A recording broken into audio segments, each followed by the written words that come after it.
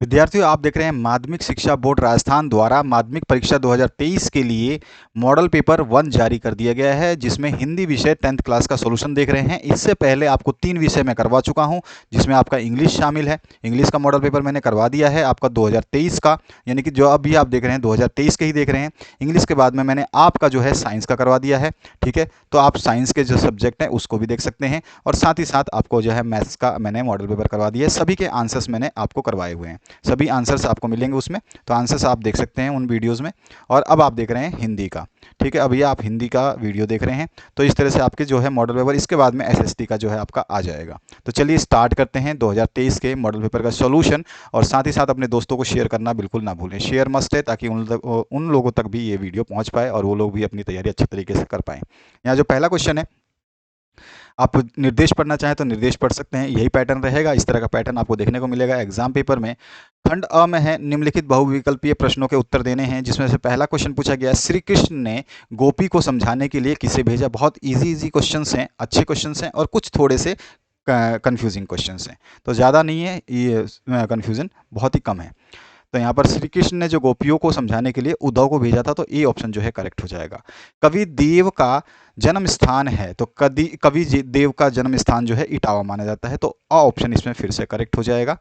Next question है, निराला नाम से प्रसिद्ध कवि कौन है। तो सूर्यकांत त्रिपाठी को ही निराला जो है कहा जाता है। सूर्यकांत त्रिपाठी निराला इनका पूरा नाम है।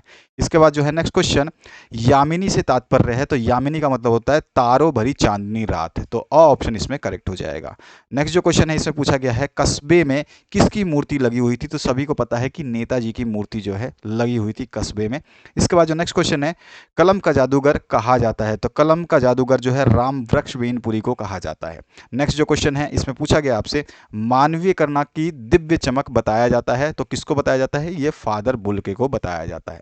नेक्स्ट जो क्वेश्चन है, एक कहानी यह भी में मुख्यतः वर्णन है। तो किसका वर्णन है, तो आपके पिताजी के, जो मतलब मन्नू भंडारी के पिताजी हैं, उनके व्यक्तित्व का भी है, और उनके प्राध्यापिका जो थी वो शीला अग्रवाल, दोनों का वर्णन है। तो इसीलिए स ऑप्शन जो है करेक्ट हो जाएगा।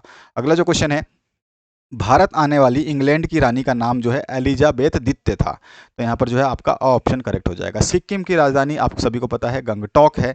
इसके बाद जो नेक्स्ट क्वेश्चन है, यहाँ पर आपको दिया है एक अपठित गद्यांश, और इस गद्यांश को पढ़ के आंसर देने हैं। मैंने जो ये कलर से बना रखे हैं, ये कलर से हाईलाइट किया है उत्तरों को। ठीक है, तो सबसे पहला जो क्वेश्चन है, उपयुक्त गद्यांश का उचित शीर्षक जो है धर्म, ईश्वर और सत्य हो जाएगा, अगर आप इस गद्यांश को पढ़ते हैं तो। इसके बाद दूसरा जो क्वेश्चन है, इसमें पूछा गया है, सभी धर्म हमें कहाँ पहुँचाने के साधन है। तो सभी धर्म हमें ईश्वर तक ही ले जाते हैं, चाहे कोई भी धर्म हो। इसके बाद तीसरा जो क्वेश्चन है, हमें सभी धर्मों के प्रति कैसा भाव रखना चाहिए और क्यों। तो ये जो कलर किया हुआ है, इसी कलर को मैंने यहाँ पे आंसर में भी किया हुआ है, ताकि आपको समझ में आए कि ये जो कलर है ये इसका आंसर है। तो हमें सभी धर्मों के प्रति समान भाव रखना चाहिए, या समान भाव प्रकट करना चाहिए। आप अपने शब्दों में लिख सकते हैं इसको मिला करके। ठीक है, दूसरे धर्मों के प्रति समभाव रखने में धर्म का क्षेत्र जो है व्यापक बनता है। व्यापक मतलब बहुत बड़ा बनता है। हमारी धर्म के प्रति अंधता मिटती है, यानी कि हमारे जो धर्म के प्रति अंधविश्वास है, उसके प्रति कोई भी जो है बेकार चीज़ सोची है, या बेकार धर्म सोचते हैं हम कि वो सब धर्म अच्छा नहीं है, तो उसमें जो है हम जब धर्मों के प्रति भाव अच्छा रखते हैं, सम्मान करते हैं, तो ऑटोमेटिकली जो है ये मिट जाती हैं, और इससे हमारा प्रेम अधिक ज्ञानमय और पवित्र हो जाता है। ठीक है, तो इससे क्या होता है, क्यों होता है, तो इससे क्या होता है, हमारा प्रेम अधिक ज्ञानमय और पवित्र हो जाता है। ठीक है, इसलिए क्यों। आंसर हो गया, समझ में आ गया आपको। नेक्स्ट क्वेश्चन की बात करते हैं, हमें कैसे धर्म की आवश्यकता है। तो हमारा आंसर हो जाएगा, जो विविध धर्मों के अनुयायियों के मध्य सहनशीलता की भावना को विकसित करे, हमें उससे वैसे ही धर्म की या वैसे धर्म की आवश्यकता है। ठीक है, तो ये हमारा चौथा क्वेश्चन भी हो गया। पांचवा क्वेश्चन है, गद्यांश में से संभव शब्द का विलोम जो है आपको बताना है। गद्यांश में देखेंगे तो असंभव शब्द जो आपको मिलेगा, तो असंभव शब्द जो है संभव का विलोम होता है। इसके बाद जो है अथवा पाठ, अथवा पाठ में फिर से आपको एक गद्यांश देखने को मिल रहा है, जिसमें सामाजिक समानता का अभिप्राय वाला। ठीक है, तो ये आपको दिया गया है। इस पैसेज को पढ़ने के बाद में आपको दिए गए प्रश्नों के उत्तर देने हैं। इसमें पहला प्रश्न पूछा गया, उपयुक्त गद्यांश का उचित शीर्षक जो है सामाजिक व नागरिक समानता हो जाएगा।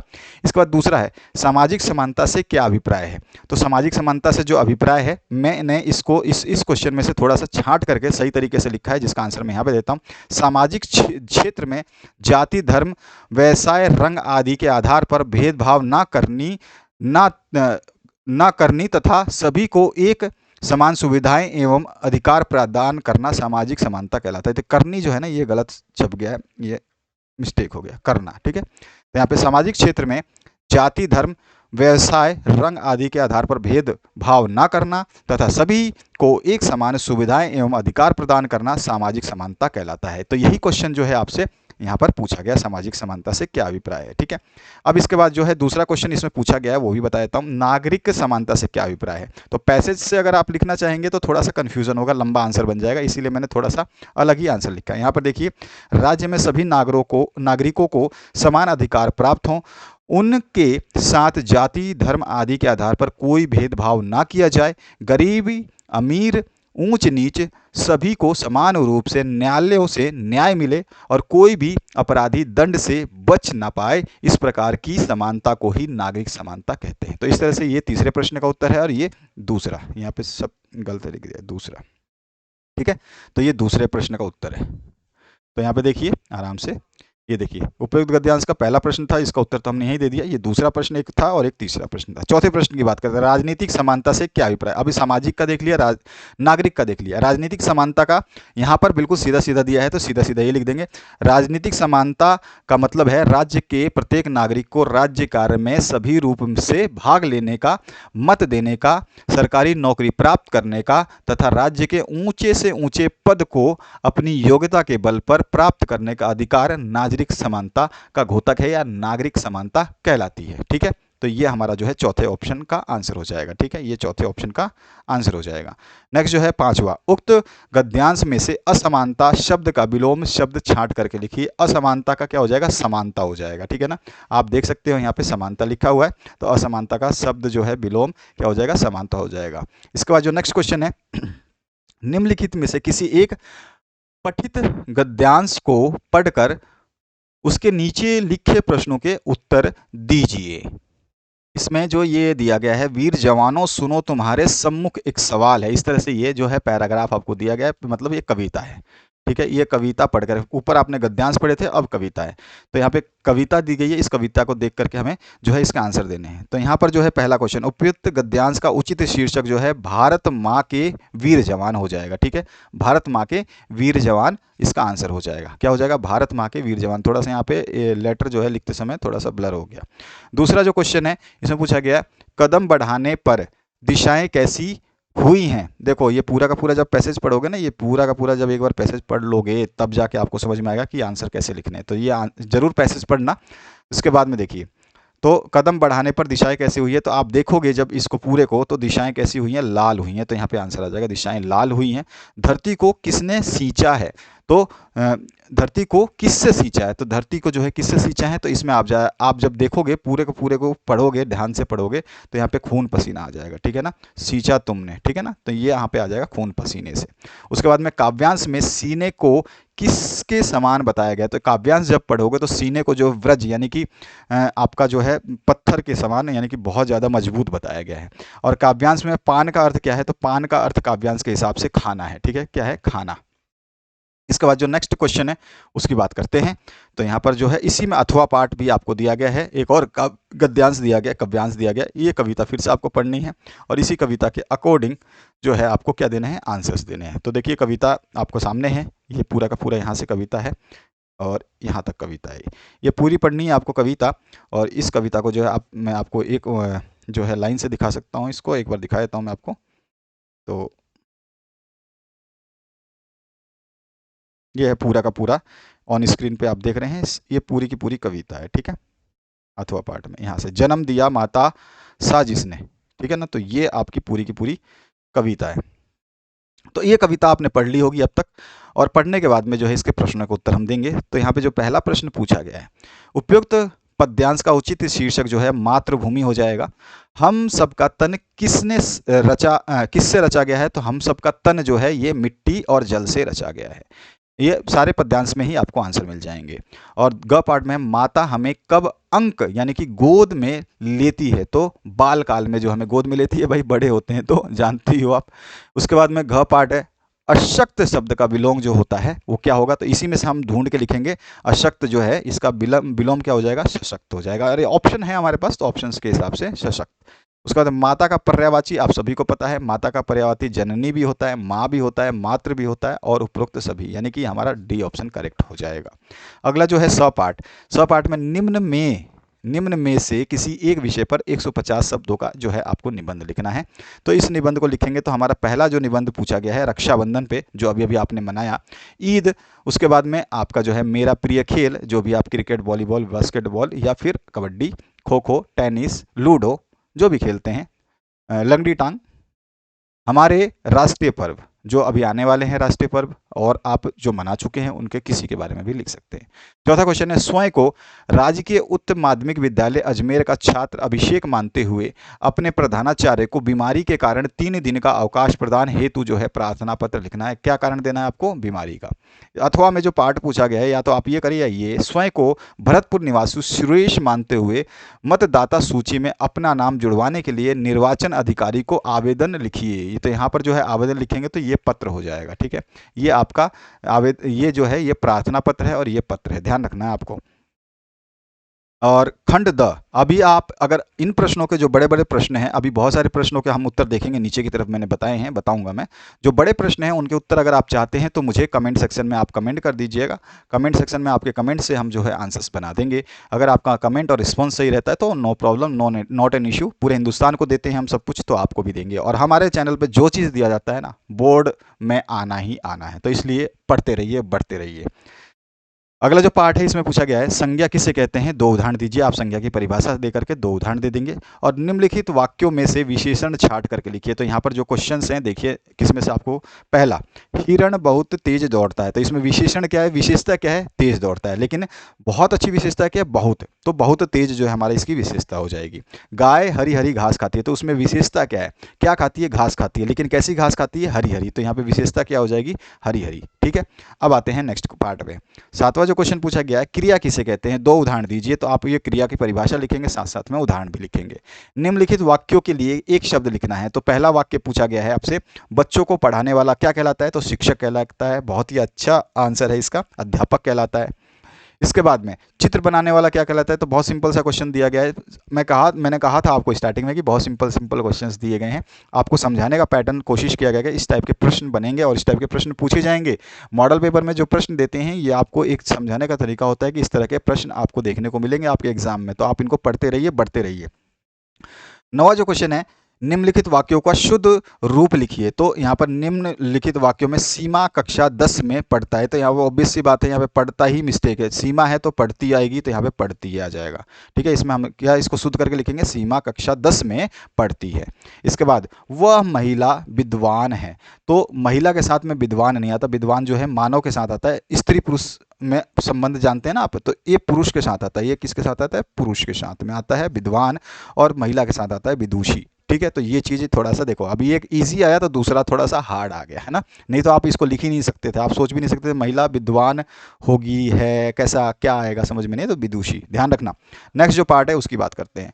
यहाँ पे यह पार्ट में है जो पूछा गया है, निम्नलिखित में से किसी एक पठित गद्यांश को पढ़ करके नीचे दिए गए प्रश्नों के उत्तर लिखिए। तो यहाँ पे मन की मन ही माझ रही, तो इस तरह से ये पैसेज है।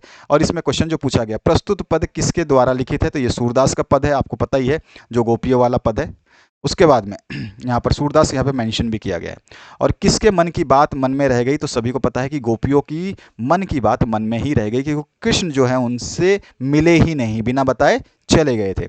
गोपियाँ अपने मन में कौन सी बात रखे हुए हैं, तो वियोग से उत्पन्न पीड़ा संबंधी बातें गोपियाँ अपने मन में रखे हुए हैं, ठीक है। नेक्स्ट जो पार्ट है, गोपियों की विरह अग्नि और अधिक क्यों बढ़ गई, तो गोपियों की विरह अग्नि बढ़ने का कारण श्री कृष्ण के मित्र उद्धव का ब्रज में आना एवं गोपियों को योग का संदेश देना होता है।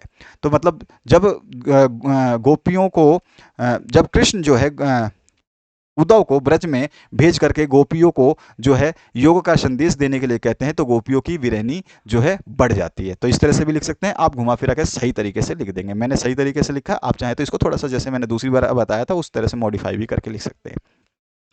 धार बही का क्या आशय है, तो इसी में से आपको बताना है धार बही का क्या आशय है। तो मैंने यहाँ पे लिखा है धार बही का आशय, देखिए, धार बही के द्वारा गोपियाँ गोपियाँ, ठीक है।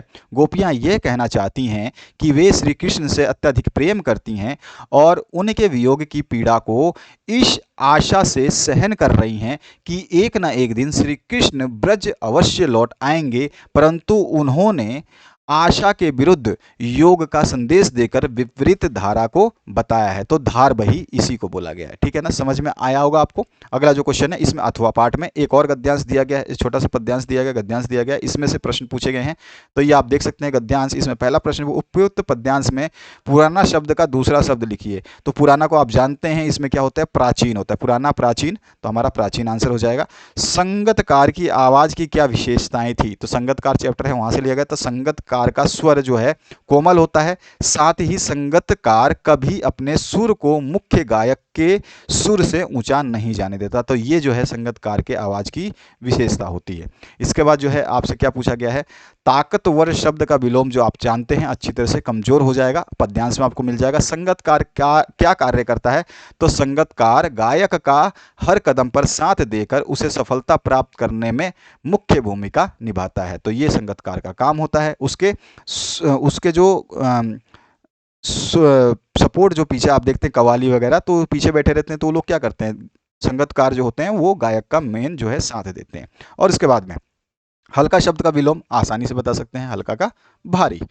नेक्स्ट जो पार्ट है, इसमें निम्नलिखित एक पठित गद्यांश की जगह क्या आ गया, पद्यांश। पद्यांश से अब जुड़े प्रश्नों के उत्तर, हालदार साहब को क्या आदत पड़ गई थी, तो इसका आंसर जो है मैंने यहाँ पे कलर किया हुआ है। हालदार साहब जब कस्बे से गुजरते समय चौराहे पर रुकना और पान खाना और मूर्ति को ध्यान से देखना, ये जो है उनकी आदत पड़ चुकी थी, ठीक है। तो ये आप लिख देंगे आंसर। इसके बाद में पान वाला कैसा व्यक्ति था, तो काला था, मोटा था और खुशमिजाज व्यक्ति था, ठीक है। इसमें सब कुछ मिलेगा आपको। चश्मे को बदलने का काम कौन करता था, तो चश्मे को बदलने का काम जो है कैप्टन चश्मे वाला करता था। इसके बाद जो है गद्यांश का उपयुक्त शीर्षक लिखिए। तो गद्यांश का उपयुक्त शीर्षक आप जानते हैं कहाँ से लिया गया, नेताजी का चश्मा से। इसके बाद है प्रत्युष गद्यांश में से पतला शब्द का विलोम जो है आपको देना है, बहुत ही इजी है, मोटा शब्द।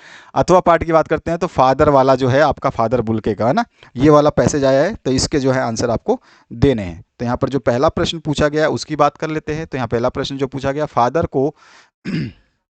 फादर को देखना और उनसे बातें करना कैसा महसूस होता था, ठीक है, ये बताना है आपको पैसेज के हिसाब से। दूसरा जो है, फादर के वात्सल्य और प्रेम को लेखक ने किस प्रकार प्रकट किया है। और तीसरा प्रश्न पूछा गया, किसी उत्सव या संस्कार के अवसर पर फादर बुल्के किस रूप में उपस्थित रहते थे। नेक्स्ट जो है इसमें क्वेश्चन पूछा गया है, वो पूछा गया है प्रसन्न शब्द का विलोम, जो आप जानते हैं अप्रसन्न हो सकता है, खिन्न हो सकता है, दुखी हो सकता है। पानी का पर्यायवाची शब्द जो है जल है, नीर है, ये सारे होते हैं, आप लिख सकते हैं। इसके बाद 12वां जो क्वेश्चन है, आत्मकथ्य कविता का सार अपने शब्दों में लिखिए। अथवा में मिट्टी के गुणों का वर्णन कीजिए। नेक्स्ट जो है आपसे पूछा गया है 13वें प्रश्न में, पाठ के आधार पर फादर बुल्के के किन्हीं हिंदी प्रेम का वर्णन कीजिए। मतलब पाठ के आधार पर फादर बुल्के जो है प्रेम कैसा दर्शाते हैं हिंदी के प्रति, आप जानते ही हैं अच्छी तरीके से। हिंदी ही थी जो उन्हें विदेश से यहाँ धरती पर खींच के लाई थी, भारत के हिंदुस्तान की धरती पर। और साथ ही साथ वो हिंदी को जो है राष्ट्रभाषा बनाने के लिए जो है बहुत ज़्यादा उन्होंने प्रयत्न किए। सारी चीज़ें इसमें लिख देंगे। अथवा में है, आधुनिक शिक्षा के संबंध में द्विवेदी जी के विचार क्या थे, ये आपको लिखना है। नेक्स्ट जो क्वेश्चन है, डुमराव गाँव तथा शहनाई में क्या संबंध है। तो शहनाई की रीढ़ जिस नरकट से बनती है वह डुमराव गांव के पास सोन नदी के किनारे पाई जाती है। दोबारा सुन लीजिए, डुमराव गांव तथा शहनाई में क्या संबंध है। तो इसका आंसर हम लिखेंगे, शहनाई की रीढ़ जिस नरकट से बनी होती है वह डुमराव गांव के पास सोन नदी के किनारे पाई जाती है, ठीक है ना। तो ये संबंध है। आंसर समझ में आया आपको। नेक्स्ट जो है, लक्ष्मण ने वीर योद्धा की क्या क्या विशेषताएं बताई हैं। तो बहुत सारी विशेषताएं हैं। वीर योद्धा कैसा होता है, तो मैंने यहाँ पे लिखा हुआ है, आप देख सकते हैं। वीर योद्धा शांत, विनम्र और साहसी हृदय के होते हैं और वह अपनी वीरता का बखान नहीं करते, वे सदैव दूसरों का आदर व सम्मान करते हैं। ये आंसर हो गया दूसरे का, मतलब क्वेश्चन नंबर 15 का। इसके बाद क्वेश्चन नंबर 16 देखिए, कवि ने श्री ब्रज दूल्हा किसे कहा है। तो ये श्री कृष्ण को जो है बुलाने का उनका तरीका है। नेक्स्ट जो है, कवि के अनुसार फसल क्या है। तो कवि के अनुसार नदियों के पानी का जादू, मनुष्य के श्रम का परिणाम और पानी, मिट्टी, धूप, हवा का मिला जुला रूप जो है वो फसल है। हमें कवि के अनुसार बताना है। नेक्स्ट जो है, कैप्टन की कहानी हालदार साहब को किसने सुनाई, तो आपको अच्छी तरह से पता है, कैप्टन की कहानी जो है पान वाले ने सुनाई।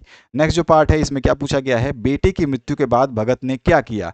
तो बेटे की मृत्यु के बाद भगत ने, बाल गोविंद भगत ने जो है पुत्रवधु को आदेश दिया कि वह रोए ना बल्कि खुशियां मनाए, क्योंकि उसके बेटे का मिलन जो है परमात्मा से हुआ है।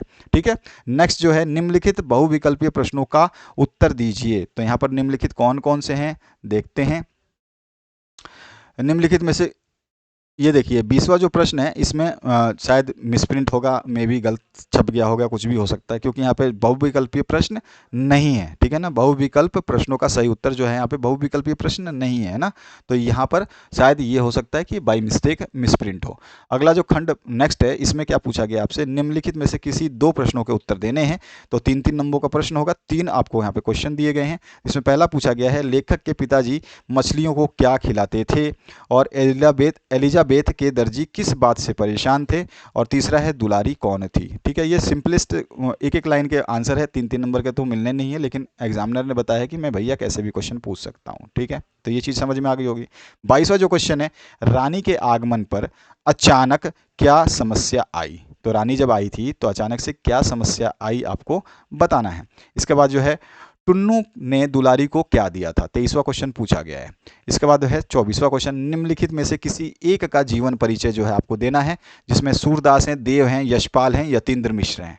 ठीक है, तो यहाँ पे आप किसी का भी दे सकते हैं। इन सभी के मैं आपको जो है जीवन परिचय और इनकी एक एक जो है कहानी या कविता का जो है बता दूंगा। सब कुछ सिंपलेस्ट वर्ड में बता दूंगा ताकि आप लोगों को दिक्कत ना हो। और महत्वपूर्ण सूचना ये रहेगी, हिंदी और अंग्रेजी माध्यम के जो भी विद्यार्थी हैं, चाहे वो हिंदी में पढ़ते हो इंग्लिश में पढ़ते हो, दोनों के लिए साइंस के जो विज्ञान के PDF नोट्स हमने अवेलेबल करा दिए हैं, और ये भी फ्री में अवेलेबल है। डिस्क्रिप्शन बॉक्स में इसकी लिंक दी गई है, वहाँ से इसको डाउनलोड कर लें, और वीडियो को शेयर करना बिल्कुल ना भूलें, और सारे विषय आपके अपलोड किए जा रहे हैं उनको जरूर देख लें। Thank you very much, have a good day.